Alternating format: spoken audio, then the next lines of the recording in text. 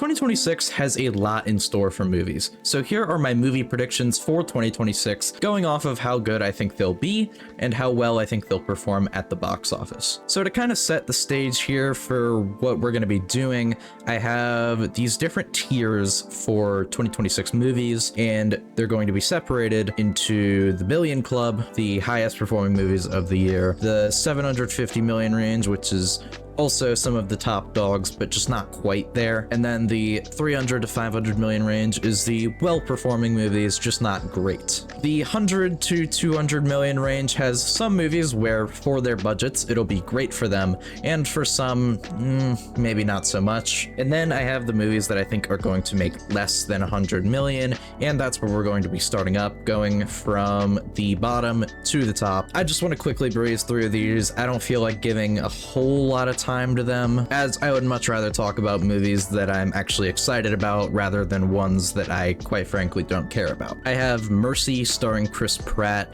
I think that one looks really bad. I'm not interested at all in the plot of it. There's Return to Silent Hill releasing the same day, which I really don't know how to feel about this one. I feel like there's a chance it could be decent, but it's more than likely that it's going to be pretty bad. Then I have Cold Storage with Joe Keery and Liam Neeson, which I like the cast for it, but the movie itself, you can definitely tell it's a very low budget horror movie, and it just doesn't look all that great. Then I have The Strangers Chapter 3, which, I mean, it's almost impossible for these movies to actually do below their budget because the budget is so unbelievably low, but it's like spiritually a flop. And you know this is going to be undoubtedly one of the worst movies of the year. And then I have Animal Farm, which just looks like a disgrace to the source material, and The Cat in the Hat, which I actually do kind of like how the animation looks in some parts, but man, the dialogue is really annoying. Like, I feel like it's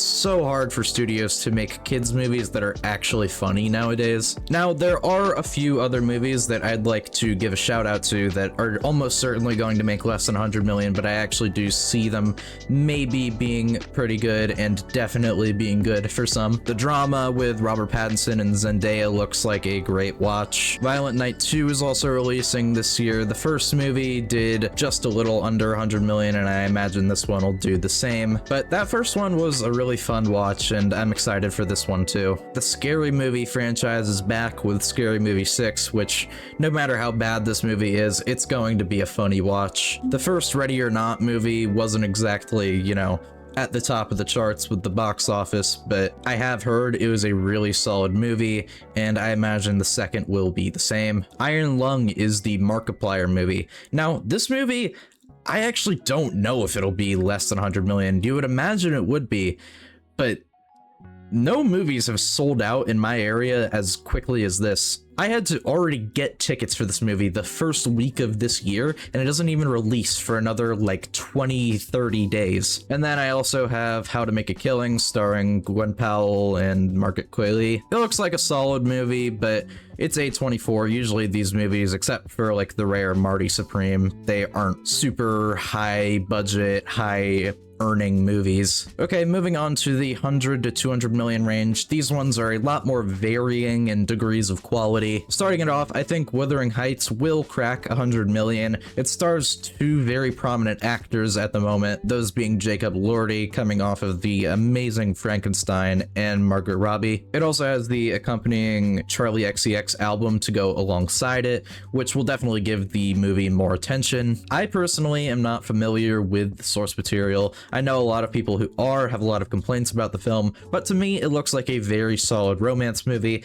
I'd say I'm about a 7 out of 10 on the hype scale for this one. I think that 28 years later, The Bone Temple will also be around that 100 million mark. I don't see as many people hyped for this one as the last, and the reception for 28 years later was somewhat divided amongst fans. So I do think it's safe to say that it'll end up around the same box office numbers as the last, if not a little lower. Regrettably, I still haven't gotten around to seeing the previous movies, so I can't really give a realistic prediction on this one for my score, but I think that the trailer looked interesting enough, and I'd also say I'm around a 6 or 7 out of 10 on the hype scale for this one.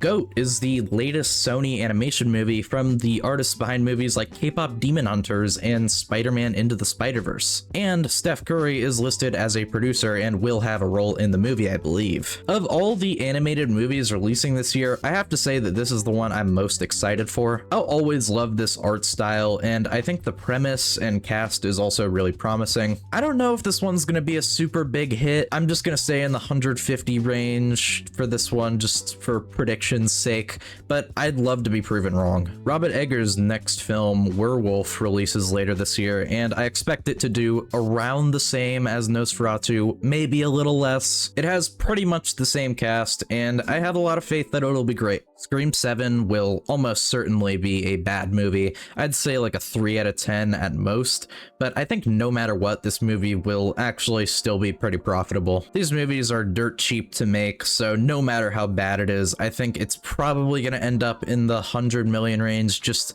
based off of previous numbers and just how many Scream fans there are out there. Street Fighter, to me, looks like a classic, good old fun bad action movie. I think I'm gonna have a good time watching it, but I think the box office could really go either way. This could end up being like a huge success like the Minecraft movie. Okay, maybe not that much, but it could also, you know, be in the 100 to 150 range, which is where I'm gonna ultimately trust my gut and put it. Evil Dead Burn is a movie we still don't really know anything about, so it's a little too early for me to give a score prediction, but I do predict it'll end up making around the same as the predecessor from 2023. Project Hail Mary is one of my most highly anticipated movies of this year. I love Ryan Gosling, I've heard really good things about the book, and the trailer looks amazing. I'm going an easy 9 out of 10 on predictions for this one. For box office though, I'm a little worried. I haven't really heard too much traction for this movie, and I feel like it's probably gonna end up just barely breaking even at around 150 million. And ending off this section, I'm gonna go with Clayface.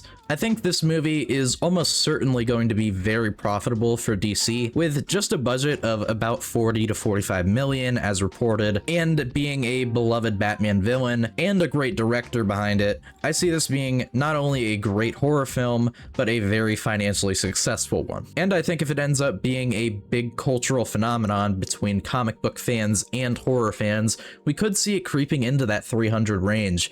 But I'd say around 200 million is a safe bet. All right, now we're getting into the 300 to 500 million territory. This is where we start to see a lot of bigger movies, but also some big movies that may underperform for how huge they are. And there's really just one in that category, that one being The Mandalorian and Grogu. The reception of Star Wars as a whole in recent years has been very up and down, and the trailer for this movie isn't exactly on the positive end of that spectrum. However, we do have to consider that this is the first new Star Wars movie in nearly 7 years, and with that being factored in, and also Grogu being a big financial hit for Disney and the franchise, I see this comfortably being in the 350 to 400 million range, but I'm also not so confident that it can get over that 500 million mark. But to me personally, it looks like a solid, fun sci-fi adventure movie. I'm not really expecting that much going into it, and I don't think it's really intended to be anything more than what I just said it is. So overall, I'm cautiously optimistic for this movie, and quite frankly, even if it's not the greatest, I'd still like for it to do good because I do want more Star Wars movies to be made. Star Wars was made to be seen on the big screen, and it's a damn shame that it's been reduced to just being Disney Plus shows for the last 7 years. Next up, we have Supergirl, which this is the first true superhero movie to pop up on the list. This is going to be an interesting one because it'll show how well the DCU can hold itself together when James Gunn isn't directing the movie. I think overall, this movie is probably going to end up around the 400 million range. It's definitely not going to be as big of a cultural moment as Superman was last summer, but I do see it being a really fun superhero space adventure with a lot of heart at its its core. It may not be as visually striking as the original comic that it's based off of, but let's not pretend like this doesn't look like a fun Guardians of the Galaxy inspired movie. And then to wrap up this section, I have the new Hunger Games spin-off movie, Hunger Games: Sunrise on the Reaping. These movies bring in the big bucks, with the main ones being all around the 650 to 700 million range, and the other spin-off from a few years back making around 350 million. New one looks really good, very well shot. I'm gonna go around 350 to 400 on this one. All right, this is the territory where we have some real big hitters now. Not quite the biggest of the year, but pretty close. Spider-Man Brand New Day is going to be a true testament to how well superhero movies will perform in the future, because quite frankly, if Spider-Man can't pull in the ideal numbers, I don't see any other superhero movies really doing so, except maybe the Batman Part 2. However, I do actually see this one being a big hit and pulling in around 750 million. I do have to tame my expectations a little, because surprisingly, the first two Tom Holland Spider-Man movies did a lot less than I thought. However, No Way Home was a smash hit at the box office, making around 900 million, I want to say. So I'm going to kind of go in the middle here and say about 750 million for this one. I think a lot of people are just excited for a fresh, fun new Spider-Man adventure, as am I. Everything I've seen about this movie seems really great, and I'm fully on board. Dune Part 3 releases the same day as another huge movie on this list, which I'll get into later. And man, I am so hyped for that day at the theater. Dune Part 2 is my favorite movie of 2024, and while I want to say I expect this one to be just as good, for some reason I'm just not as certain. From my very low knowledge of the books, I'm pretty sure this is where things are supposed to get a lot more polarizing, and I don't know what side I'm gonna follow on this. To be safe, I'm gonna say around an 8 out of 10 prediction right now, but I'd love for it to be higher than that, and I expect the box office numbers to be roughly the same as last one. I think ultimately, Toy Story 5 is just barely gonna fall short of $1 billion, around that 900 to 950 million range. The last two did make $1 billion, but I feel like with this one, everyone's kind of just feeling like, do we really need another one? However, I will actually play devil's advocate here and say that I think while this franchise probably should have just ended with the third one, the premise for this one is actually really interesting, and if done right, could be a very necessary message for right now. I also think that the Michael Jackson biopic will just barely fall under $1 billion. This could be the first biopic to make $1 billion, but I just don't know if it'll happen, and I'm not fully confident that it will. Okay, so I'm sitting back here editing the video right now, and it just hit me that I did not include the new Minions movie that's supposed to be releasing this year. This movie is probably going to end up in the 900 million range as well. That's pretty much consistently where they've been with all the movies outside of, I think, one or two that hit $1 billion.